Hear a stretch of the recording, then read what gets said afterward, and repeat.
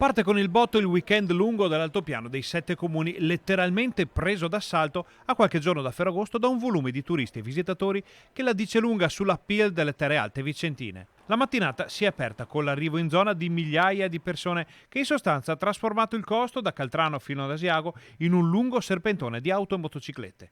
Il traffico sulla provinciale, che rappresenta l'accesso privilegiato ai 7 comuni dalla rete autostradale, è stato molto sostenuto sino al primo pomeriggio, con tutte le conseguenze del caso.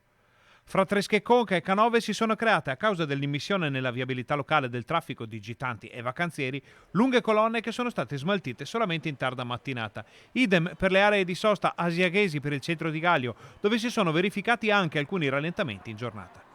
La situazione, comunque sotto controllo, rappresenta probabilmente l'anteprima di quel che si vedrà in altopiano fra sabato e domenica. Complice il gran caldo che sta opprimendo la pianura, saranno moltissimi i veneti che saliranno per cercare un po' di frescura tra una passeggiata nel corso e l'altra, fra le malghe, i prati e i boschi del comprensorio.